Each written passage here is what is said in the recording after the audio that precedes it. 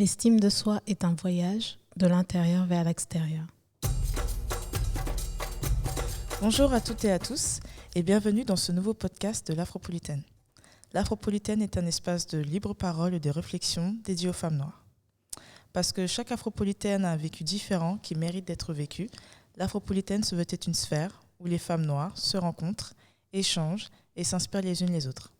Je suis Melissa Touma-Mukindi et je vous invite à découvrir le vécu et le parcours inspirant et captivant des femmes noires. Aujourd'hui, c'est l'univers de Marjolaine que je vous invite à découvrir. Marjolaine est une femme que j'ai découverte il y a très peu de temps avec son blog Fringale. C'est une femme pétillante et qui est à la tête d'une agence de conseil en images multiethnique et multitaille. Avec elle, nous évoquerons l'estime de soi et l'importance que cela a dans notre vie. Hello Marjolaine. Bonjour, Melissa. Comment tu vas ? Ça va. Ça va bien ? Très bien. Merci en tout cas d'avoir accepté de participer à ce podcast. Avec grand plaisir. Merci beaucoup.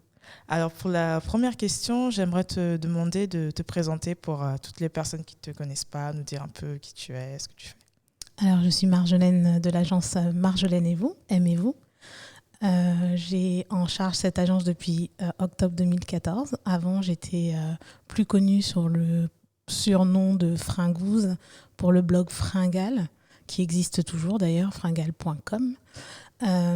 Et donc l'agence Marjolaine et vous est une agence de conseil en images multiethnique, multitaille. Je m'occupe de femmes essentiellement et d'hommes, mais sur commande, on va dire. Mais c'est essentiellement la femme pour réhabiliter l'estime de soi chez la femme de toute origine, de toute corpulence et de tout bord en fait. Je travaille essentiellement avec...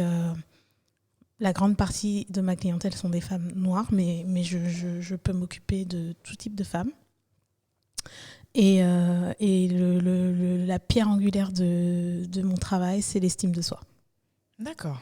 C'est super intéressant et puis c'est assez large en fait. C'est vraiment pas fermé à un type de corpulence donné, c'est ouvert à tout type de morphologie. Mais en fait, ma toute première cliente en 2014 est venue me voir parce qu'elle avait été refusée dans d'autres agences de conseil en images de la place parce qu'elle faisait une taille 50. D'accord. Moi, étant corpulente, étant ronde, il y a des problématiques au niveau complexe, estime et physique, de silhouette et de mode que je comprends parfaitement. Et donc, ça a été ma toute première cliente. D'accord. Et est-ce que tu pourrais nous dire un peu quel genre de petite fille tu étais, quels étaient tes rêves de petite fille, à quoi tu ressemblais à cette époque de ta vie ? Alors, je suis extrêmement rêveuse, extrêmement créative. J'ai toujours été une petite fille, solaire, on va dire, donc avec beaucoup d'imagination. J'aimais jouer à la maîtresse, j'étais toujours la maîtresse.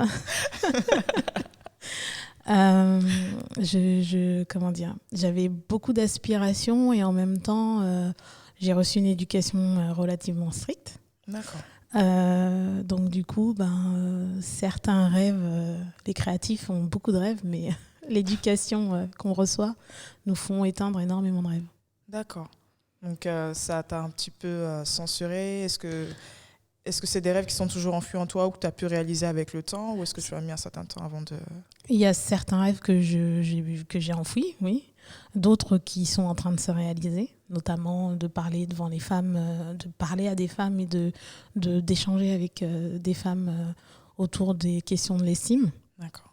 Bon, j'avais vraiment pas ces rêves-là toute petite, mais j'ai toujours eu l'ambition de parler devant beaucoup de femmes, d'où ma position de maîtresse d'école. Mais donc oui, en ce moment, je suis en train de réaliser certains de mes rêves et d'autres qui vont voir le jour au fur et à mesure, puisque maintenant que je suis lancée, je me suis un peu émancipée d'une partie de mon éducation et je suis prête à embrasser énormément de projets, effectivement. D'accord. Et pour évoquer un peu ton parcours, tu as créé ton blog Fringale en 2009.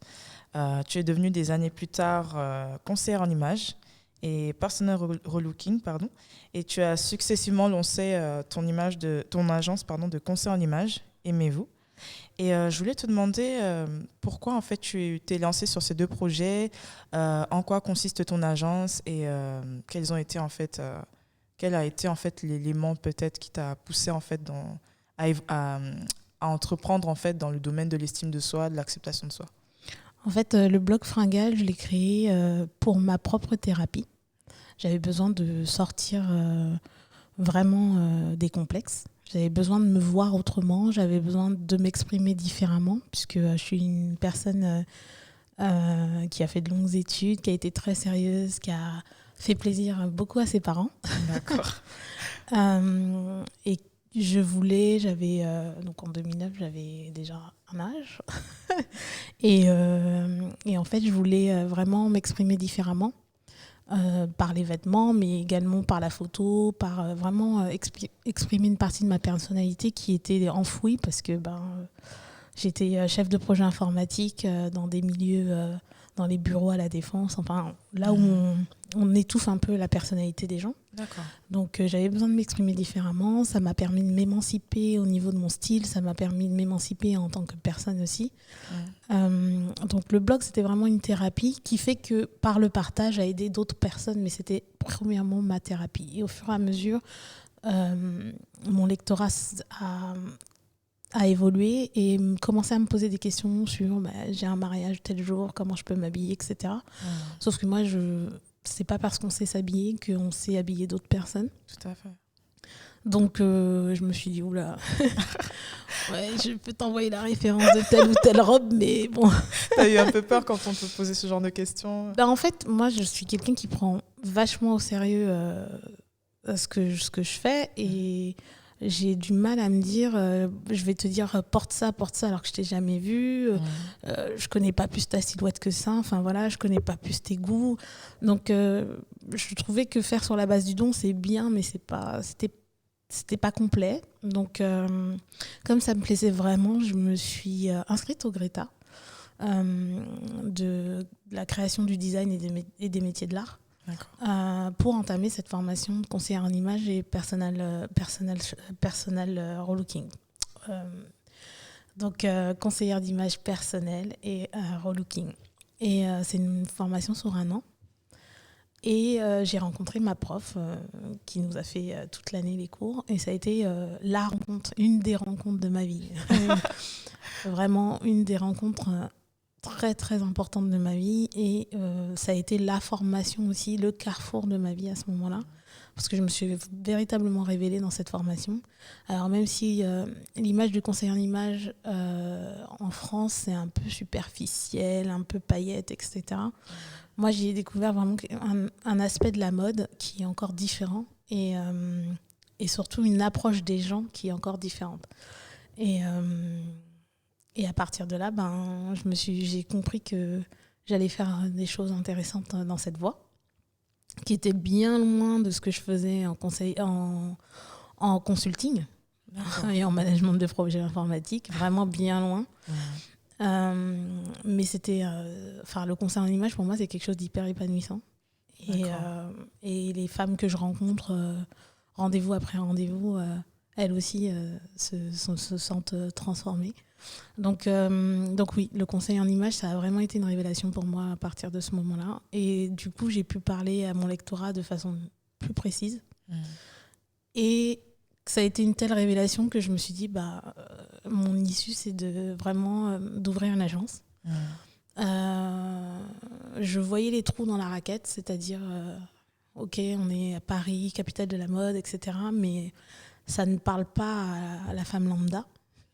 Tout à fait, ouais, effectivement. Ça s'arrête au 42, voire au 40 des fois. Donc, alors que la femme lambda française, elle fait du 42-44, à partir du 42-44. Et puis, l'image du conseil en image qu'on a via les médias, c'est beaucoup de fais ci, fais pas ça, mais on continue cette mode porte-manteau où on a des gens qui portent des vêtements, mais à l'intérieur, ils sont complètement détruits, blessés par rapport à leur estime personnelle. Donc, j'ai créé l'agence pour vraiment travailler l'estime avant même de travailler les looks. Et c'est ce qui fait la réussite un peu des relookings, des clientes qui passent par mes services. D'accord, c'est vraiment fort ce que tu viens de dire. Parce que finalement, en fait, on est dans une société où il y a cette vague-là où on nous donne des conseils pour bien nous habiller ou quoi. Mais c'est vrai que, comme tu l'as dit, je note aussi une forme de dictat, en fait. Même dans cet élan de vouloir aider les femmes, je sens beaucoup de dictat et il y a beaucoup de femmes qui ne se sentent pas forcément encore représentées. En fait, on utilise le mauvais médicament parce que de dire ne porte pas de rayures ou porte du noir, ça ne règle pas le problème de fond. Et c'est pour ça qu'en préambule, je disais que l'estime de soi est un voyage de l'intérieur vers l'extérieur. On ne règle pas l'intérieur. Alors que si on règle l'intérieur, qu'elle soit en jogging, en djellaba, tout ce qu'elle veut, elle se sentira bien. Donc du coup, c'est vraiment ce côté-là qu'il faut travailler. Ouais. C'est-à-dire travailler l'estime, réhabiliter l'estime, revaloriser. Parce que, en fait, quand je dis revaloriser ou réhabiliter, les gens me disent « Oui, mais je me suis jamais aimée. » Si, étant petite, on ne se pose pas la question. Ouais. On s'aime. En fait, on s'en fiche. Donc, il n'y a pas de question, il n'y a pas de sujet.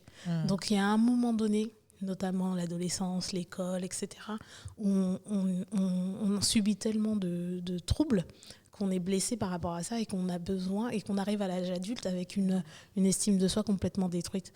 Donc on a besoin de réhabiliter l'estime, réhabiliter sa valorisation pour pouvoir ensuite porter un vêtement, se maquiller ou pas, et se sentir libre avec son image. Donc c'est vraiment la base de tout, c'est l'estime. Ouais. Et pour revenir à ce que tu disais tout à l'heure, tu parlais de thérapie. Et ces deux projets-là, à savoir Fringal et puis Aimez-vous, ton agence, font écho à ta vie personnelle, au rapport conflictuel en fait, que tu entretenais avant avec ton corps. Est-ce que tu pourrais nous en dire un peu plus à ce sujet ? En fait, j'ai une maman qui a toujours été très mince, très, très mince. Et moi, j'ai pris du côté de mon père, une ossature plus robuste. Donc du coup, elle tolérait pas trop bien mon physique. Parce que j'étais une petite fille potelée, qui aimait manger, voilà. Et donc du coup, j'ai eu un rapport hyper conflictuel avec la nourriture très vite parce que ma mère a institué ça. D'accord. Elle me faisait faire des régimes, elle me faisait faire... comme je ne respectais pas la courbe du carnet de santé, donc elle me faisait faire avec le pédiatre énormément de régimes déjà. Et ensuite, dans l'adolescence, on a continué ce chat et la souris avec la nourriture jusqu'à ce que je fasse tout de suite des effets yo-yo, perdre 20 kilos, reprendre 40, ce genre de choses. Donc oui, j'ai eu un rapport avec la nourriture très conflictuel. J'ai eu un rapport avec mon corps. J'étais complètement dans le déni, vu que ma mère ne l'aimait pas, donc moi, je ne l'aimais pas. J'aimais pas mon corps. Donc du coup, je ne m'habillais pas. En fait, je me suis rendu compte, il n'y a pas très longtemps, que je n'ai pas de photos de moi de l'adolescence jusqu'à mes 22-23 ans. Il y a une période de ma vie qui est non photographiée. Parce que j'étais dans le déni de qui j'étais. Donc, du coup, c'était pas la peine de le photographier ou de l'enregistrer quelque part. Donc, je me rends compte, oui, que j'ai pas de photos de moi au-delà de mes 13 ans et avant mes 22-23 ans. D'accord. Donc ça a été vraiment une période où tu as eu du mal avec l'image que tu as eue de toi. En fait, tu t'es vraiment construit en fait, dans l'altérité, dans le regard des autres. Enfin, dans le regard surtout de ma mère, parce qu'à l'école, j'avais un franc-parler. mais dans le regard de ma mère, j'avais besoin de cette approbation que je ne trouvais pas. D'accord. Et elle avait forcément raison de dire t'es trop grosse, tu manges trop, etc. Ah oui, je mets la parenthèse, j'aime ma mère. Et je ne lui en veux plus. Il y a eu toute une phase aussi de pardon, de guérison, mais c'est vrai qu'il y a eu une étape assez compliquée qui a vraiment altéré mon rapport à la nourriture et qui a altéré mon rapport à ma silhouette. Et puis voilà, et on veut toujours être, surtout je suis la seule fille de ma mère, donc on veut toujours être, on veut cette approbation, on veut cette bénédiction de oui, ma fille, ça vient, c'est bien, j'aime à quoi tu ressembles, j'aime ce que tu fais, j'aime. Voilà, on veut ça, on cherche ça. Donc, je me souviens que la première fois que ma mère m'a dit que j'étais belle, j'avais 23 ans, et c'était parce que d'autres étaient venus lui dire que oui, mais votre fille, elle est jolie, etc. Et donc, elle s'était sentie quelque part obligée de dire oui, de reconnaître que oui. Voilà. Donc, l'adolescence, ça forge énormément de choses, dont l'estime. Et une part de cette estime vient aussi de l'approbation des parents, la validation des parents malgré tout. Donc, à 22, 23 ans, je me suis émancipée de ça. Je ne dis pas que mon adolescence n'a pas été facile avec ma mère, mais il y a eu cette phase où j'ai dû pardonner pour pouvoir aussi, moi, m'émanciper et trouver ma propre voie, en fait. Et c'est ce qui s'est passé. D'accord. Et justement, c'est bien que tu puisses évoquer justement le travail inverse, en fait, que tu as effectué justement pour te guérir de ça. Et du coup, je voulais te poser la question, quel a été le chemin en fait que tu as parcouru en fait pour t'aimer tel que tu es en fait, pour briser un peu cette cassure qui a commencé en fait dès l'adolescence pour en arriver à la femme que tu es aujourd'hui? Alors, un des événements les plus importants qui s'est passé, ça a été un de mes premiers voyages à Londres. D'accord. Vraiment, ça a été une révélation. Parce que là, on se rend compte qu'on peut aller dans n'importe quel magasin et s'habiller déjà. Donc, ça change de ce qui se passe en France. Toutes les perspectives, ça change vraiment toutes les perspectives. Parce c'est inclusif en fait. Donc, on ne se sent pas à part déjà dans un magasin. Je peux m'habiller de la même façon que ma copine qui fait du 38. Donc ça a été une révélation. Ce qui a été une révélation aussi à Londres, c'est que 38 ou 48, les gens ils s'habillent comme ils veulent. Ce qui est une vraie révolution par rapport aux rues de Paris. Ouais. Donc ça a été vraiment une révélation de voyager à Paris. De voyager à Londres, pardon. Et quand je suis revenue, je me suis dit, mais c'est ça que je veux, en fait. Je veux pouvoir m'habiller comme je veux pouvoir avoir un style, je veux pouvoir me regarder et aimer ce que je vois. Et donc, j'ai commencé à beaucoup dépenser sur les sites anglais, beaucoup, pour m'habiller, pour m'affirmer par le vêtement. Et du coup, le blog est né. Et là, c'est aussi une thérapie que de se photographier régulièrement et de se voir sous tous les angles et de commencer à apprécier ce qu'on voit, en fait. De vraiment apprécier ses fesses. Non, mais c'est bête à dire, mais d'apprécier sa silhouette sans juste nous, sans forcément attendre l'approbation de quelqu'un d'autre. Mais déjà... moi-même apprécier ce que je vois, apprécier les photos, apprécier voilà. Et donc ça a été c'est dans ce sens-là que je dis que le blog a été une véritable thérapie pour moi, parce que j'ai au fur et à mesure je me suis j'ai gagné en confiance, j'ai gagné et je me suis aussi affirmée dans mon style, dans ma présence aussi. Le fait c'est pas un leurre quand on dit prenez des cours de théâtre ou faites des photos, etc. Parce qu'on gagne en présence, en assurance. Donc, ça a été vraiment une thérapie. J'ai pas blogué longtemps. J'ai blogué 5 ans, vraiment. Mais ça a été vraiment quelque chose d'intense, en fait. Ouais, j'imagine que ça devait être intense et je tiens déjà d'ailleurs à en profiter pour t'en remercier parce que moi, si tu veux, j'ai emprunté à peu près le même parcours que toi parce qu'à l'adolescence, en fait, j'ai eu énormément de problèmes avec mon image et ça commence à partir de mes 11 ans jusqu'à mes 20 ans, je me négligeais, je m'habillais pas, je me cachais complètement sous des vêtements hyper larges. Et à l'âge de 20 ans, j'ai décidé que il fallait que je me prenne en main, que je change les choses. Et c'est notamment grâce à ton blog aussi, Fringal, que je suivais beaucoup et qui m'a beaucoup aidé justement à emprunter ce chemin-là. Et je tenais vraiment à te remercier parce que Avec plaisir. Ça m'a beaucoup aidé. En tout cas, je suis contente.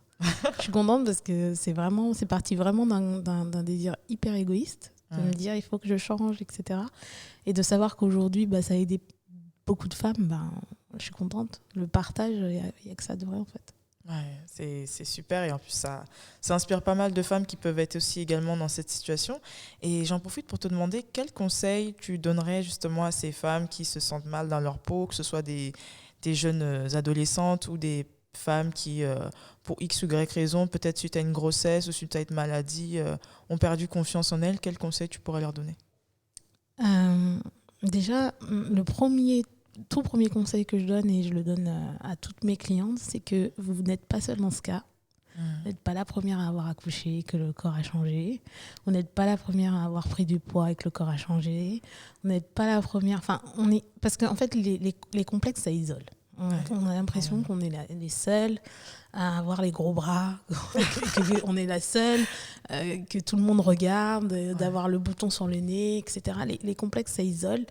Et donc, les femmes, généralement, elles pensent qu'elles sont toutes seules et que toutes les autres femmes sont plus belles qu'elles, etc., etc. En fait, non.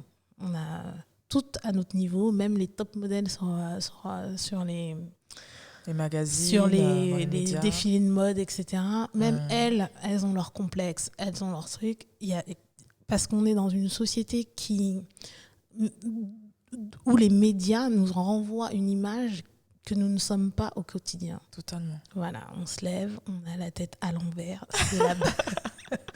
C'est la base. On doit avoir la tête à l'envers. On vient de dormir 8 heures. On a la tête à l'envers, c'est normal. Sauf que la société veut nous faire croire que ce n'est pas normal. Tu dois te réveiller fraîche comme la rosée. Le teint légèrement pêche. Ça n'existe c'est pas. C'est vraiment ça. La société nous dit que oui, tu viens d'accoucher, mais tu peux aller bosser, ton ventre est plat, tout va bien dans ta vie, etc. Non, c'est faux.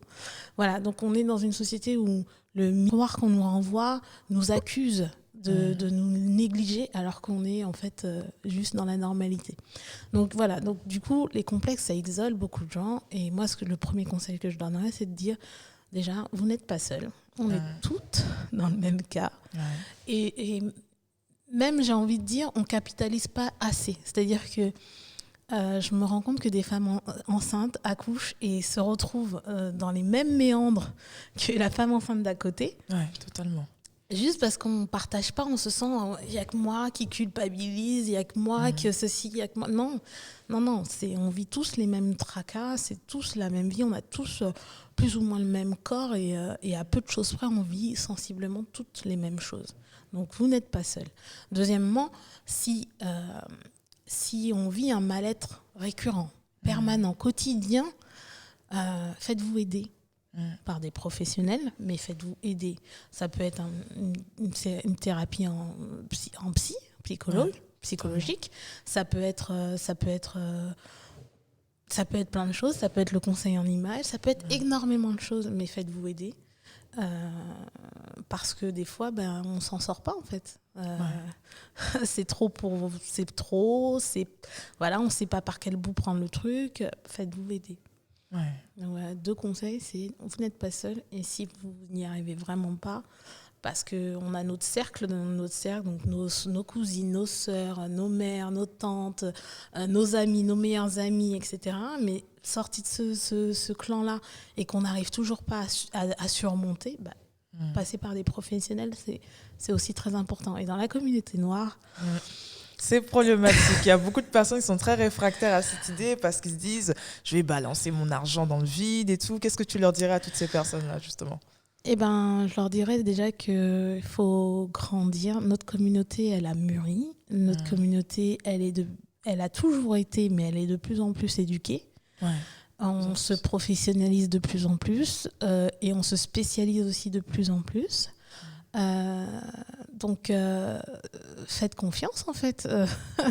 Faites confiance et grandissez aussi en même temps que la communauté et évoluez aussi en même temps que la communauté pour se faire aider. Aller voir un psychologue, ça ne veut pas dire que vous êtes fou ou folle.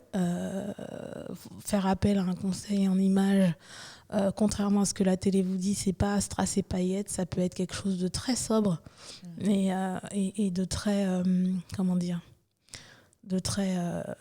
planifié, organisé. Donc voilà, monsieur et madame tout le monde peut faire appel à un conseiller en images, monsieur et madame tout le monde peut faire appel à un psy, quoi.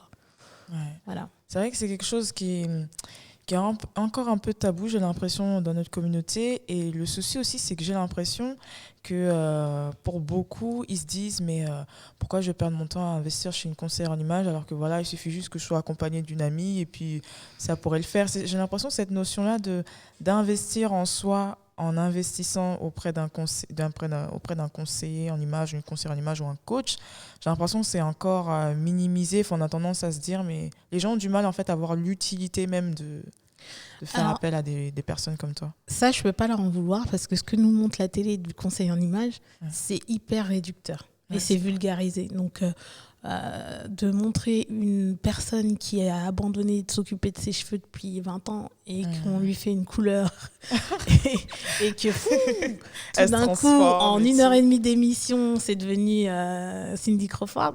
Oui, forcément, je peux pas leur en vouloir de croire que qu'ils pensent que ça va rien leur apporter.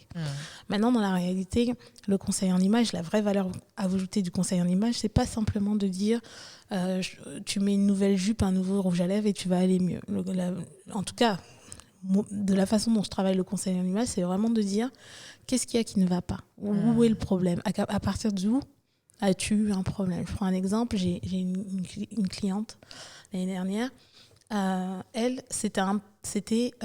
a toujours voulu tout faire comme ses parents lui ont dit. Elle a fait les études que ses parents lui ont dit, elle s'est mariée comme ses parents lui ont dit, elle a fait des enfants comme ses parents lui ont dit, etc. etc.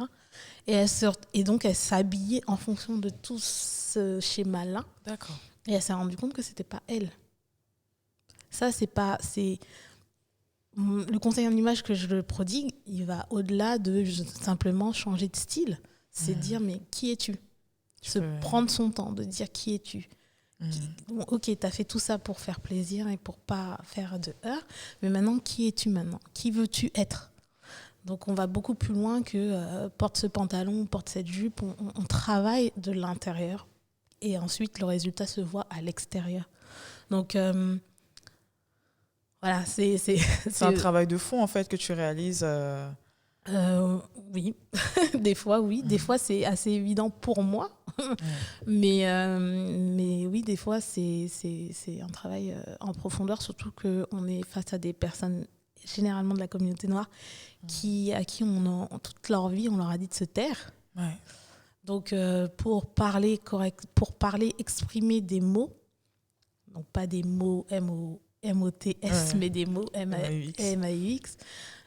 Des fois, ça peut être très compliqué, mais c'est de créer un terrain de confiance dans lequel elles peuvent s'exprimer avec aisance et facilité, en fait.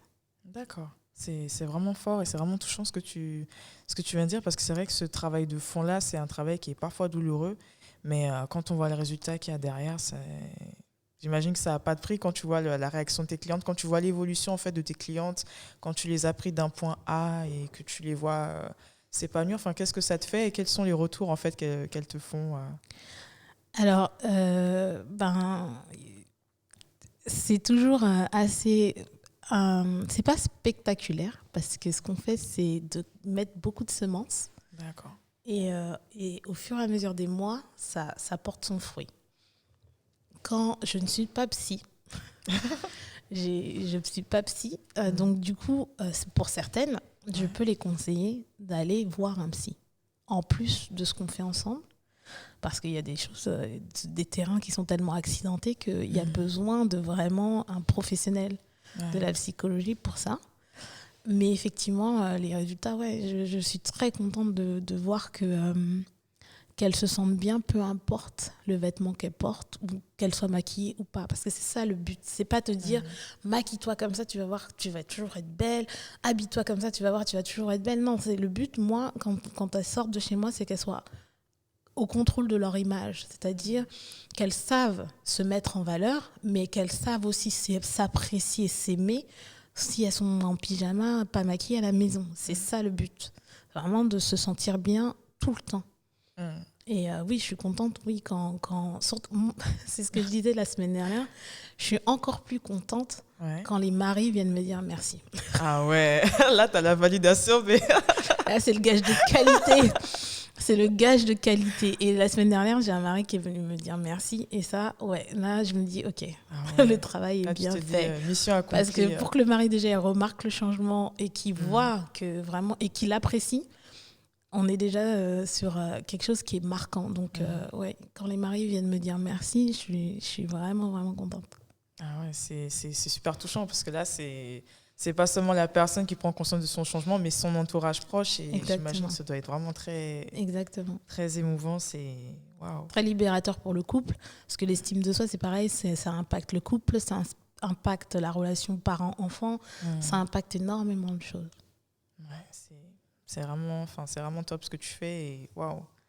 Et j'avais une question, c'est qu'est-ce que tu conseillerais aux mères ou aux futures mères qui écoutent ce podcast par rapport aux appréciations en fait, qu'elles peuvent faire à leurs filles? Parce que c'est vrai que nos mamans sont les premières femmes de nos vies et ce qu'elles pensent de nous, ce qu'elles disent de nous, ça nous impacte dès le plus petit âge jusqu'à notre âge adulte. Quels conseils tu pourrais leur dire à toutes ces femmes-là? Pour celles qui ont des problèmes d'estime personnelle, je leur dirais déjà de guérir en fait. Parce qu'une étude montre que les enfants deviennent 85% de ce que sont leurs parents. Ont 85% de chances de devenir ce que sont leurs parents. Donc c'est énorme. Ça ne laisse pas beaucoup de marge pour être autre chose. Donc si on est une femme qui ne s'aime pas, qui vit ses complexes en fait au quotidien, ça va faire une petite fille qui a 85% de chances de vivre les mêmes complexes. Donc, moi, je dirais à ces femmes de travailler vraiment. Le développement personnel, c'est pas un leurre, c'est pas juste tendance, c'est important. C'est important surtout en tant que femme noire dans une société occidentale. On a les cheveux crépus, on a la peau noire, on a les traits négroïdes, et tous nos modèles sont blonds aux yeux bleus. Voilà. Donc, du coup, il faut vraiment s'émanciper de ce schéma, de ces modèles, trouver ses propres modèles. On a besoin de représentation. Donc, trouver ses propres modèles et guérir. Commencer en tant que mère, future mère, à déjà s'apprécier pour pouvoir correctement éduquer la petite fille, le petit garçon qu'on va avoir demain, pour qu'il lui-même, que l'estime de soi ne soit pas un sujet. Que ce soit automatique qu'il s'aime, que ce soit automatique qu'il s'apprécie, que ce soit automatique qu'il pense que tel qu'il est, c'est bon. C'est assez pour devenir quelqu'un. Donc déjà, oui, futurs parents, guérissez. Tout ce que vous pouvez guérir au maximum, guérissez pour pouvoir éduquer des enfants au moins avec le moins de mots possible. Ouais, pour qu'ils n'aient pas justement besoin de la validation en fait, systématique des autres, parce que c'est vrai qu'il y a beaucoup d'enfants qui grandissent avec ça, en fait, avec ce besoin-là de reconnaissance extrême, mais qui est dû en fait, parce que ils ont été élevés par des parents qui n'avaient pas confiance en eux de base et qui l'ont transmis à leurs enfants. Ou qui ont... moi, je donne des cours en lycée et en fait, je donne des cours de conseil en images en lycée, des BP coiffure. Et en fait, ce que j'entends, en fait, il y a des dictats qui ont la vie dure, qui ont la vie, oui, qui durent et qui persistent, comme t'es moche, tu réussiras pas dans la vie, t'es grosse, t'es moche. Voilà, il y a des choses comme ça. Moi, le lycée, c'est hyper cruel. Ah ouais, le lycée, le collège... ça n'a pas changé. Je confirme. Le lycée, c'est hyper cruel. Le collège aussi, mais le lycée, c'est cruel. Et voilà, il y a des équations comme ça qui ont la vie dure dans ces milieux-là. Et c'est encore mardi, j'étais en cours, et c'est ça. C'est t'es moche, tu ne réussis pas dans la vie. T'es grosse, t'es moche. Si tu ressembles pas aux stars du moment, t'es moche. Ouais. Si t'es différent, t'es moche. Enfin, on est moche on est très vite moche en fait. Ouais, dès qu'on rentre pas dans les codes. Voilà, on est très très vite moche. Donc c'est compliqué. Donc il faut vraiment casser tous les schémas pour pouvoir nous-mêmes en tant que parents parler correctement. Et en fait, c'est même pas tant parler, parce qu'en fait l'enfant il va retenir très peu ce qu'on va lui dire, mais il va retenir quasiment 100% de ce qu'on va faire et de la Totalement. façon dont on va le vivre. Donc, si on vit un complexe, l'enfant va vivre ce complexe. Par contre, si on vit une assurance, une estime de soi, une confiance en soi, l'enfant lui-même va vivre cette confiance en soi.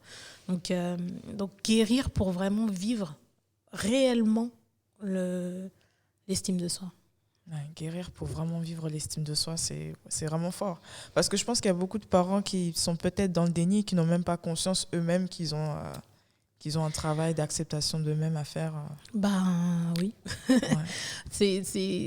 Mais je le vois encore chez certaines de ne pas pouvoir porter leurs leurs propres cheveux, défrisés ou naturels, hein, mais de porter leurs propres cheveux, de devoir être esclave d'une coiffeuse pour être tressée, pour se sentir belle. Pour se sentir belle, pour pouvoir dire oui, je veux bosser, je ne peux pas aller bosser si je ne suis pas coiffée, si je n'ai pas un tissage, si je n'ai pas des tresses, si je n'ai pas des trucs. C'est un esclavage de se dire qu'on ne peut pas sortir de chez soi si on n'est pas maquillé. Il y a un esclavage autour de l'image qui est fou. Et si même ton enfant n'a jamais vu tes propres cheveux, c'est compliqué. C'est compliqué pour lui de se constituer en disant que je vais grandir avec mes cheveux qui poussent sur ma tête et je vais pouvoir aller bosser comme ça. Ouais. Donc, il faut vraiment s'émanciper des mauvais schémas pour pouvoir vivre correctement une confiance en soi et montrer à son enfant que c'est possible d'être belle, beau ou d'être en tout cas bien dans sa peau au naturel en fait. Donc il y a tout ce travail-là à faire pour éviter que les prochaines générations vivent les mêmes problèmes que nous. Je suis totalement d'accord avec toi et c'est un message qui est très touchant et je pense qu'il y a beaucoup de personnes qui se sentiront vraiment... qui seront vraiment touchées par ce que tu viens de dire et qui vont peut-être s'en inspirer. En tout cas, j'espère. J'espère, en tout cas. Parce que je pense qu'on peut pas continuer à perpétuer les mêmes mots. Blanchiment de peau, ce genre de choses. On ne peut pas continuer à perpétuer ce genre de choses. Il faut vraiment qu'on s'émancipe de ça. Et pour ça, il faut passer par de la guérison au niveau des adultes. Parce que sinon, ça se perpétue... indéfiniment en fait. Il crée une forme de mimétisme sans fin en fait. Exactement. Totalement d'accord avec toi. Et je voulais te demander pourquoi tu as accepté de participer à ce podcast. Parce que je trouve que on n'a pas beaucoup de... On en a de plus en plus, mais on n'en a pas beaucoup. On n'a pas beaucoup de fenêtres de parole. C'est pas tous les jours qu'on est invité pour pouvoir parler de ce sujet-là, notamment, donc de l'estime. Et puis je trouve que c'est intéressant de pouvoir dire que des femmes noires comme moi, comme toi, peuvent entendre qu'il est possible, qu'autre chose est possible.